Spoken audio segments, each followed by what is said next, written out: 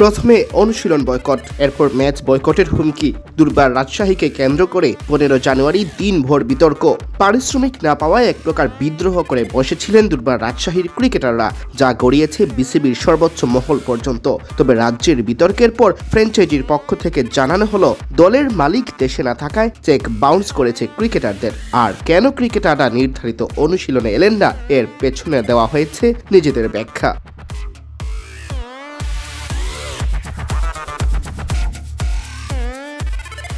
দুর্বার রাজশাহীর operations in charge জায়েদ আহমেদ দলের পক্ষ থেকে দেওয়া এক বিবৃতিতে দাবি করেছেন, ক্রিকেটারদের অনুশীলন না করার সাথে পারিশ্রমিক বকেয়া রাখার কোনো সম্পর্ক নেই। অর্থাৎ একে বিদ্রোহ বা অনুশীলন বয়কট হিসেবে মানতে নারাজ ফ্র্যাঞ্চাইজি। এটার সাথে আসলে একদমই সম্পৃক্ত না।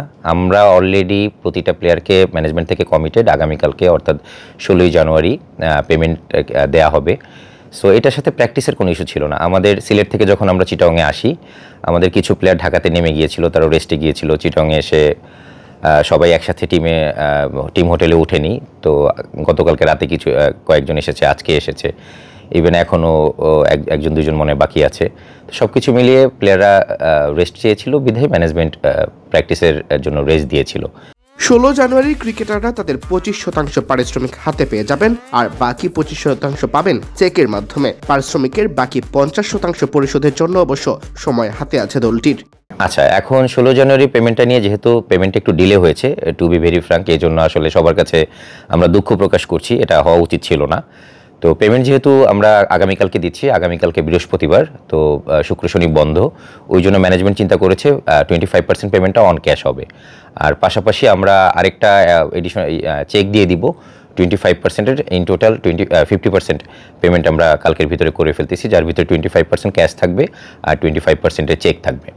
দুর্বার রাজশাহীর মালিকের স্ত্রী ডাগআউটের পাশে বসে খেলা দেখার সময় বলের আঘাতে ইনজুরির শিকার হন। এতে তাকে নিয়ে তৎক্ষণাৎ ব্যাংকক যেতে হয় দলের মালিককে। তিনি না থাকায় চেক বাউন্স করেছে জানিয়েছে দল।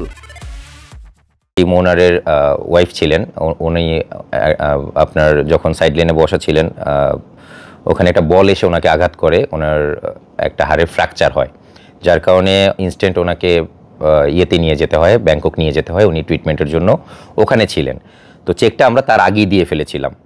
তো যখন চেকটা আমরা লিখে ফেলেছিলাম, তো ওই ডেটে বাট উনি ছিলেন না, তখন উনি আমাদের জানালেন যে আমি তো দেশে নাই, তুমি টিমকে কমিউনিকেট করো যে আমি আসার পরে যেন চেকটা জমা দেয়, না হলে তো ফোনে আমাকে ব্যাংক পাবে না।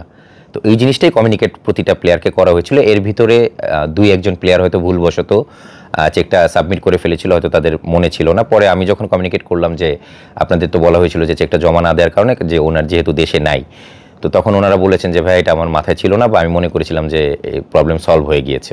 পেমেন্টটা যে আসলে আমরা অন টাইমে দিতে পারিনি, এটা অবশ্যই আমাদের, এই জন্য আমরা দুঃখ প্রকাশ করেছি। তো এবং ওনাকে কমিটমেন্ট করা হয়েছে আমাদের ওনারের পক্ষ থেকে, আমি করেছি, ওনার নিজে করেছেন, এবং আমাদের সাথে টিম ম্যানেজারও ছিলেন, যে আগামীকালকে পেমেন্টটা হয়ে যাচ্ছে। এবং আমি যে মেসেজটা দিলাম ওইটা বিসিবি প্রেসিডেন্ট সাহেবও জানেন। এ সময় জায়েদ আরও দাবি করেন, পারিশ্রমিক পরিশোধে দেরি হয় দেশি ক্রিকেটারদের অতিরিক্ত 1 লাখ টাকা করে দেওয়া হয় ফ্র্যাঞ্চাইজির পক্ষ থেকে।